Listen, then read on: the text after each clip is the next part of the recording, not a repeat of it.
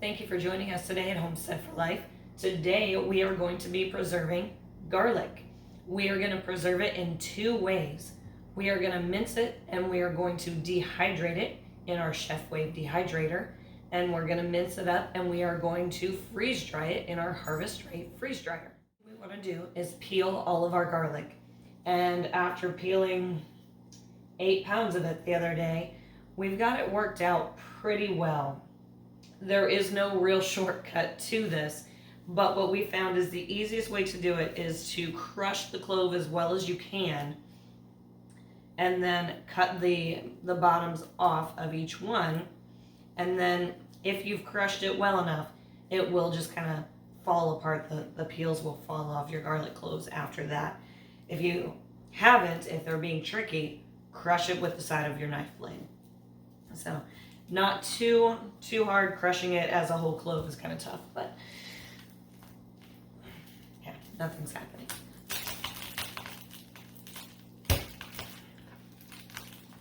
All right, so they've started falling apart a little bit. They crushed some.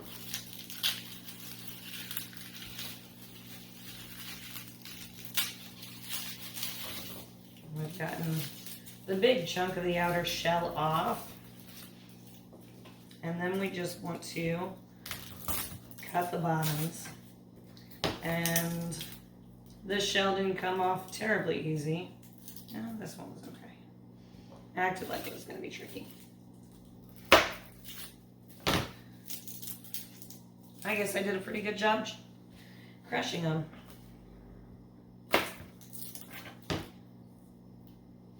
Some people also throw them after they've done this.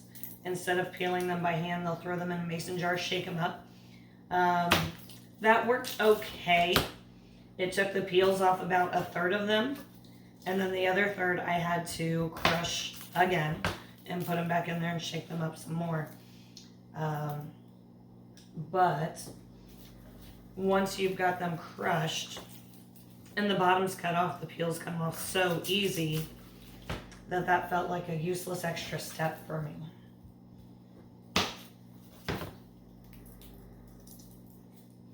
What I'm doing here is I am separating out the ones that have sprouted. It is not the time of year in Florida to grow garlic, but I'm going to try because why not?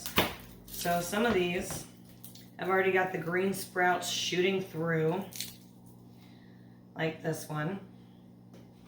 Those are going to go in the garden. They're probably not going to do anything, but it doesn't hurt to try. Now that we've got all of our garlic peeled, we are ready to throw it in the food processor and mince it up. So to start with, we're mincing the garlic. We're going to cut it into kind of bigger pieces. After it's dehydrated, I'm going to leave some of it minced and I'm going to leave some of it powdered. If you don't want to dehydrate it, you can store it in a jar in your fridge and add olive oil and a little bit of salt to preserve it, just like you would buy that jar of minced garlic at the grocery store. It's the same thing. Just make sure that your oil level is over the garlic. The garlic has to be completely submerged. But we're just going to throw this in here and get started.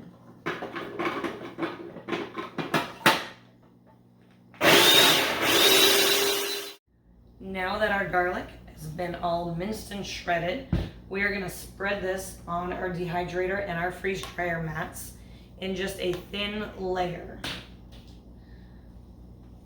So we don't want it piled up too thick. If it's piled up thick, it's not going to dry well.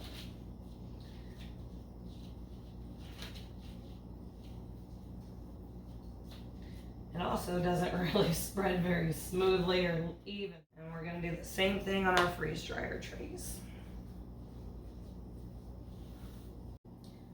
Now that we've got our garlic spread out across our trays and mats, we are going to put it into our dehydrator.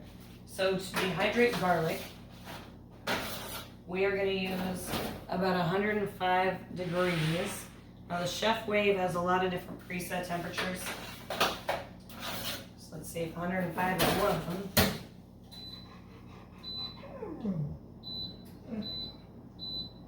104, I'll take it. And 8 to 10 hours is what it's expected to take. 8 to 10 hours from now, I will be getting ready for work. So we are going to set this for about 20 hours. 22 is where it landed. When I get home from work, we'll check it then. The freeze dryer is gonna take closer to that 20 hours anyway, because it's gotta get everything down to freezing. Then it's gotta pull the vacuum out, and then it takes time for the vacuum process. So let's go over to the freeze dryer. Before we put our garlic into the freeze dryer, we have to get it started and let it cool down first. So to do that, we close it up. We don't need to close the valve yet because we're not building pressure. We're just cooling down the machine. We just hit start, and it's going to tell you to wait 15 minutes before loading your food. So I'll see you in 15 minutes. Our freeze dryer is ready. It's been 15 minutes, so we're going to open it up, load our trays,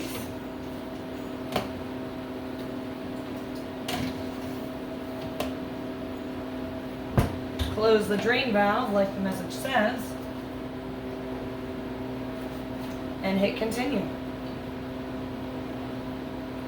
It's going to freeze, then it's going to build a vacuum, then it's going to start warming up, and then vacuuming out all that moisture that thaws as it warms up, and it'll tell us when it's done. And we have extra dry time set, so what that means is if it finishes while I'm at work or something else, it's just gonna keep sucking out moisture to make sure it's extra dry. So now we wait, and we'll see tomorrow when I get home from work. It's been about 23 and a half hours here at Homestead for Life, and our audio is no longer working. So what we're going to do is hope that anything I say makes sense, but I look charming while I'm saying it. We are going to hit the cancel button on the machine. It's in the extra dry stage, so it thinks it's done. We're going to open the valve. What that does is it allows the air to pressurize inside the freeze dryer. And you'll notice that that ring around the door will get smaller as that vacuum is released and that door is not sucked into the machine so hard. So it's about done. There we go. And we can take these out, and you check for dryness by touching them. So if they are cold to the touch, they are not dry, because that means the moisture inside them, or there's still moisture inside them to get cold. So if your food is warm, you are good. Okay, so what we're gonna do now is break this into pieces and put it in our food processor. And then we're going to grind it up into a powder.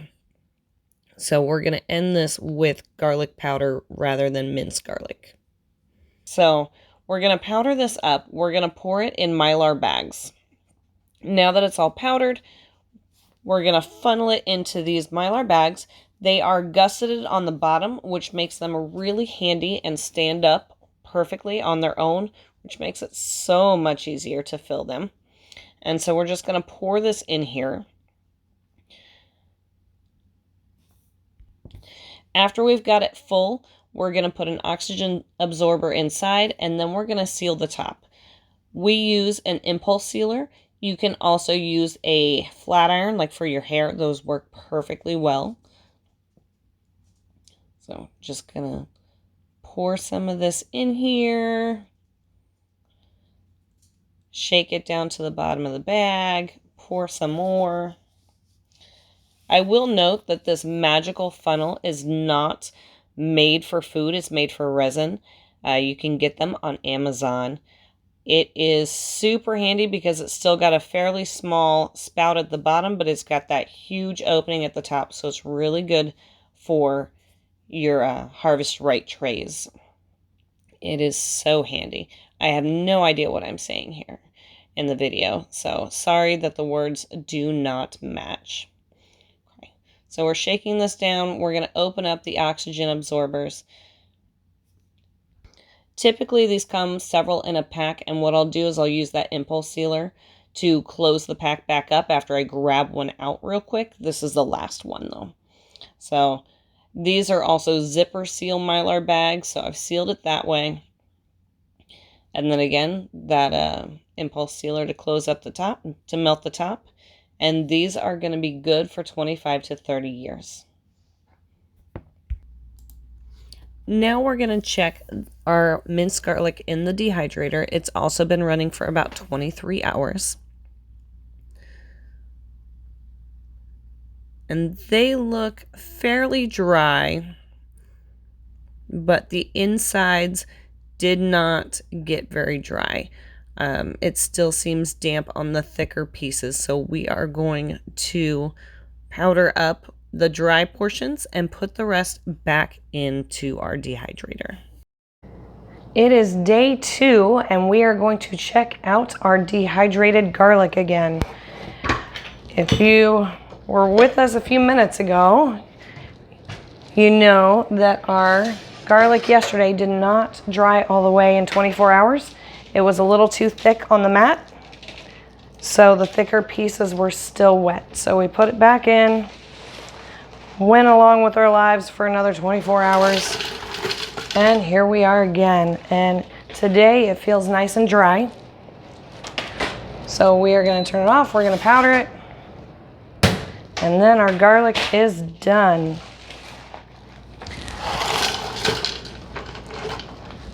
Dehydrated foods stay good for between 2 to 3 months to 2 to 3 years. It's a really wishy-washy guideline because dehydration is so subjective. So I could take this out 10 minutes after I put it in. I could take it out 10 days after. The humidity in my house and the temperature I use, there's so many different factors. Whereas the freeze dryer has sensors that watch all these things and it pulls out 98% of the moisture. So that's why your freeze-dried foods are going to last for 25 to 30 years instead of a 2 to 3 year max. But 2 to 3 months to 2 to 3 years sitting on my counter is still a lot longer than it was going to last without sprouting legs and walking away. So we've got our dehydrated garlic. This is going to go in a jar, which is going to sit on my stove for me to use when I cook. Alrighty. Not quite powdered in this machine, but it is much more finely chopped.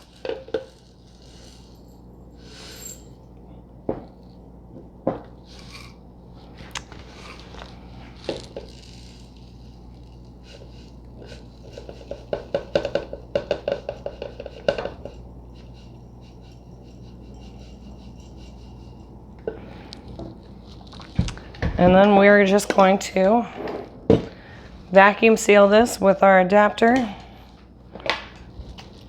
and our brake bleeder.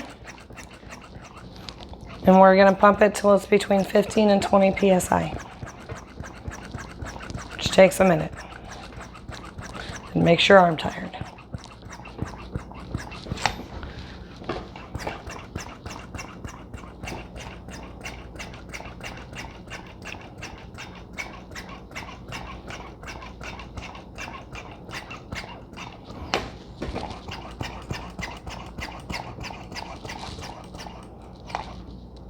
All right, 18 works, right?